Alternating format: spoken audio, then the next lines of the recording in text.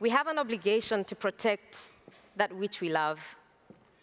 So how many people can say, I love Mother Earth? By show of hands, I love Mother Earth. For real, for real, for real, I would die for Mother Earth. Oh, not so many hands are up anymore. Anyway, just something to think about, okay? Now, before I invite our next speaker, I would like to see how many people have posted anything with the hashtag GLFBonn 2019. By show of hands. Awesome, awesome. You guys are awesome, all of you, including the ones who are about to post now. They were thinking of and were waiting for this chance. You have a chance now to post. The reason is, as people are streaming live, there are people who are not streaming live, but would love to have your thoughts on the discussions we are having here, on the presentations we are having here.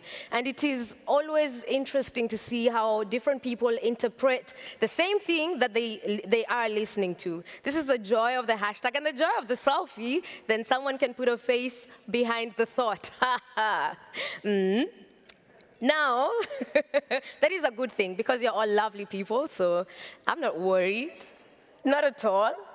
Now, I'd like us to prepare a welcome for our next speaker, who has taught me how to say the word or the name, Fachniken. Fachniken. Wachnichen. Okay, we're all learning. This is Dutch, right?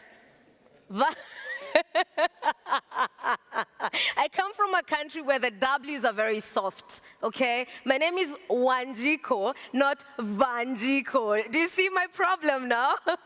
But the name of Wachnichen is actually a W, so Wachnichen. Please help me welcome the next speaker who will be merging knowledges, traditional knowledge and technological knowledge with the talk Granddaughter. How do you survive in the other world without our maize? Tanya Martinez, all the way from Mexico, coming up on stage. Please, a very warm welcome.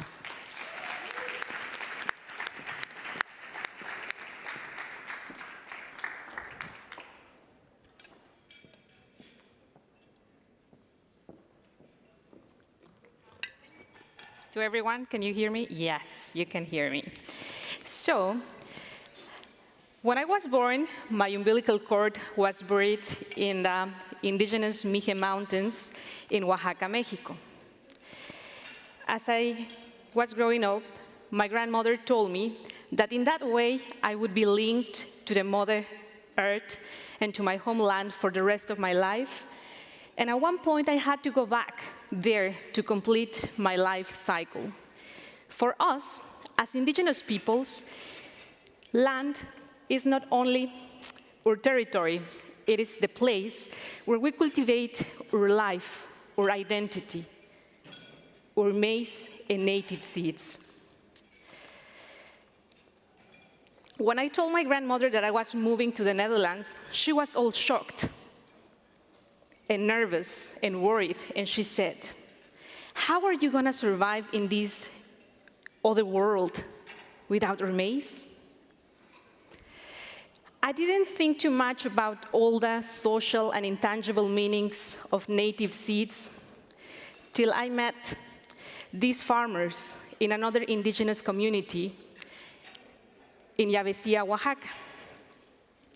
I was surprised to see how they could mix a pattern of migration for 6 months outside to make an income, but they had to make sure they cropped their lands. They were cropping their beautiful native maize and using modern technologies such as irrigation. They told me that was not always the case. We started doing that in 2010. Before that, when we started to migrate, we reduced the land surface that we were cropping, because women were busy and were the only ones left at home.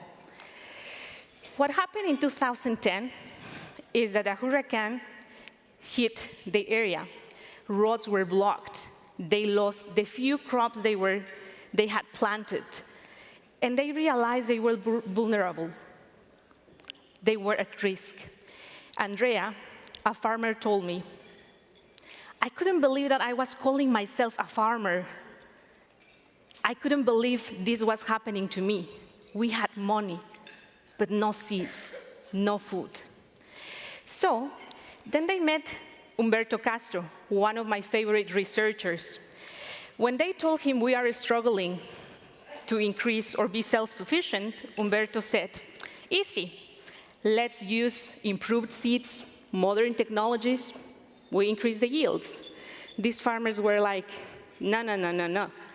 For me, it's not only important to cultivate maize, I need to cultivate my milpa system, which is a combination of different crops, potatoes, pumpkins, and they needed to improve the whole system. So they both could learn. They both found a new way to improve and mix the traditional, what we call traditional knowledge, and modern knowledge. But is it only these food systems about food? What else is behind? So, as Maria and Jose are about to start cropping the land, they pour some mezcal, which is a traditional beverage in Mexico, to thank the Mother Earth. We want a nice harvest this year. We want to be able to feed our families. Once they've done that, Maria starts cooking a nice meal for everyone. Jose is tilling the land with farmers from other 3 different families that are his friends. When they finish, they come together and they start to celebrate. They share a delicious meal. They celebrate life. So, what is milpa or maize cultivation about? It's not only about food. It's about cultivating social relations. It's about celebrating life. These farmers are now self-sufficient again. They are resilient. They are sovereign. Now let me take you to Guatemala. Indigenous women are among the groups that are the most vulnerable. These women in Guatemala have been doing pretty similar to the story of my farmers in Yabesia. But they have moved one step beyond. They started an NGO led by women and for women, because they realized that if they wanted to overcome that exclusion, they had to take in their hands their destiny. So they have created an NGO, and they developed some products that I will show you. Adriana Rodriguez, who is representing, Gutierrez, who is representing the NGO here, is there if you want to learn more about their work.